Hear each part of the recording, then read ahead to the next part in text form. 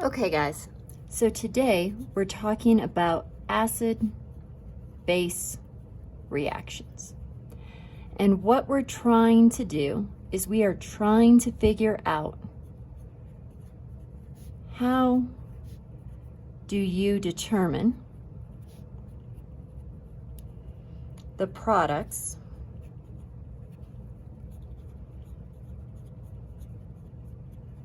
in an acid-base reaction.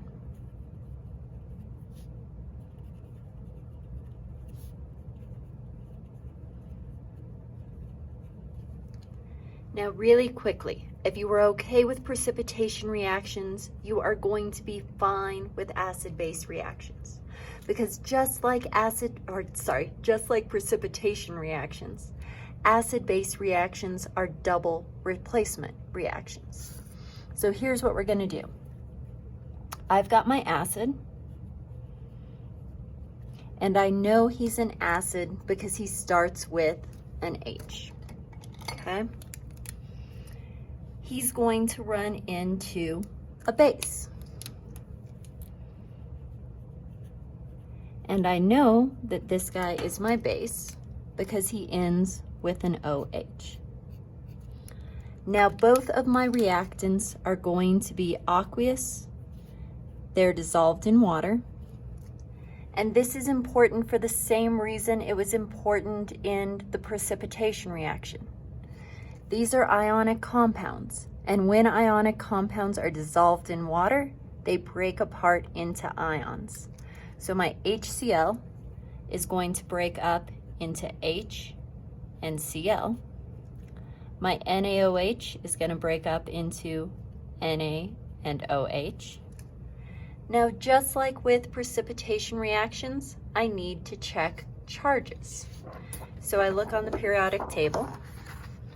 H as a cation is always a +1. OH as an anion is always a negative. Oh, sorry. It is a -1. Okay. Cl as an anion is a -1. And Na as a cation is a +1. So just like with precipitation reactions, double displacement, two things trade places. I keep my positive with a negative. Now, in this case, here's what happens. My H and my OH come together. +1, -1, I just stick them together. And I could write it as HOH. However, you're never actually going to see this written as HOH. This is going to be written as H2O. Okay. Na is a +1, Cl is a -1. So again, they cancel out. So I can just stick these together. Okay. Now, water at room temperature is always going to be a liquid. Okay. Not aqueous, can't dissolve in water because he is water. So he's going to be a liquid. The second is going to be aqueous. Okay. These are not precipitation reactions. We are not going to have a solid form. Just like with precipitation reactions though, make sure that at the end you double check. Everybody's still happy. My reaction is balanced. Okay. Let's look at one that's a little bit trickier. Let's say I have H2SO4. I know he's an acid because he starts with H. And let's say he reacts with potassium hydroxide. I know he's a base because he ends in OH. Both of my reactants are going to be aqueous because it's an ionic compound. I can break them apart. So H2SO4 is going to break into H and SO4. KOH is going to break into K and OH. We keep track of our charges. So H is a +1.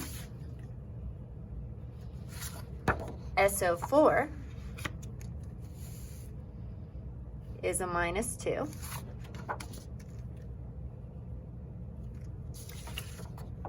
K is a +1.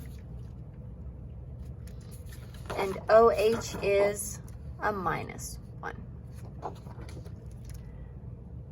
Just like before, they switch partners.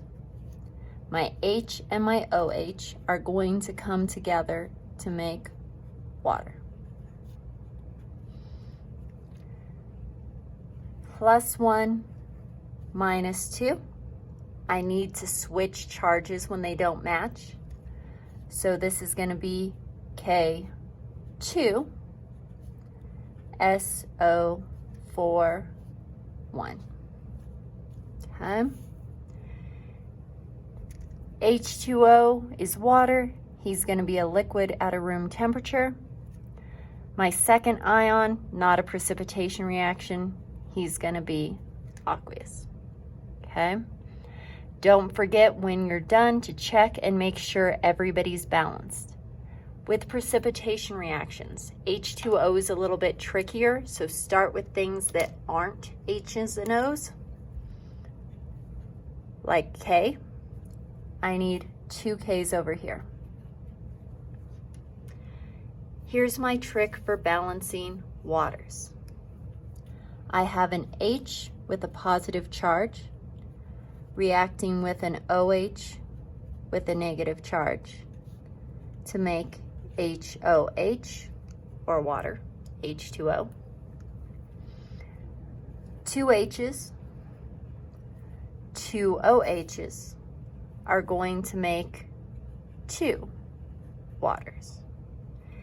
The coefficient on my H's is always going to be the same as the coefficient on my hydroxides, is always going to be the same as the coefficient on my water.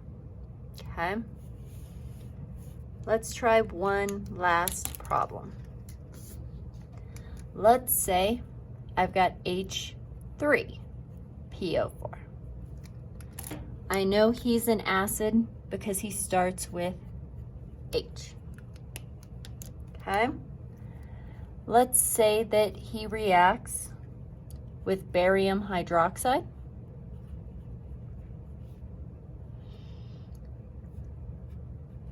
And I want to figure out what forms. They're both aqueous, so I know that they're going to break apart.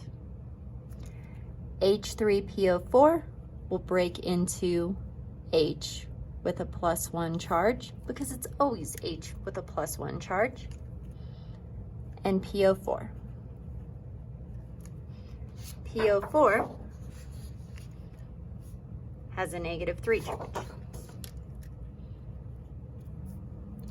BaOH2 breaks into Ba. Barium has a +2 charge. Hydroxide, OH, is always a -1. They switch partners. H and OH come together to make water, always, which I know is a liquid. +2, -3, I need to switch charges. Ba3, PO4, 2, and I'm good. I want to balance things that aren't H's and OH's first. Ba3, so I need 3 BAs. PO4, 2, so I need 2 PO4s.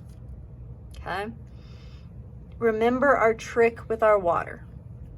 I've got 6 H's reacting with 6 OHs. The coefficient on H is always equal to the coefficient on OH is always equal to the coefficient on H2O. Okay? I know I went through this pretty fast, but it looks just like precipitation reactions. Now, one quick reminder, okay? Some of the problems on the back are going to be word problems, so you'll need to go from names to formulas, formulas to names. Your acids always have to start with H's, and we've got our rules, okay? If it's just 2 elements, if it's a binary acid, start with your H, and I call him hydro. Name your anion, which is chlorine, but I change the ending to IC. So he becomes hydrochloric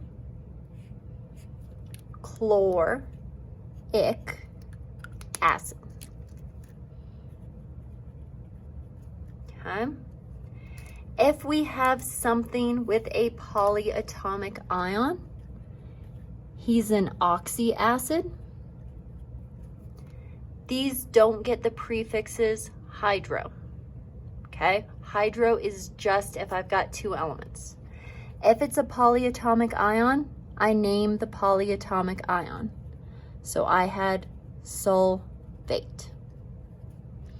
If your polyatomic ion ends in ATE, we change that ending to IC. If the polyatomic ion ends in ITE, we change the ending to OUS. Okay? So you would expect sulfate to become sulfic acid. Sulfur's weird. If you write sulfic, that's okay, but just know what he's actually going to become. He's one of the weird ones. He will become sulfuric.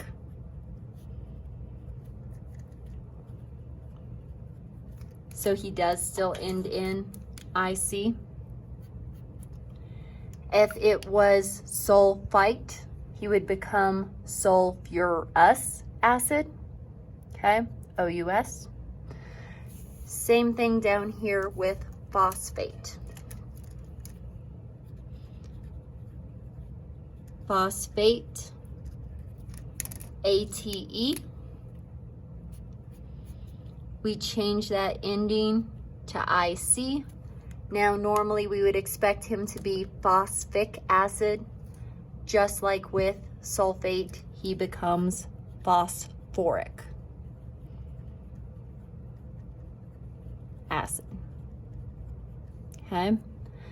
Now, remember, if you're going from names to formulas, please, please, please pay attention to charges. These are ionic compounds. Make sure you balance out your charges. Okay? If you struggle, we will talk about this next class. I will see you then.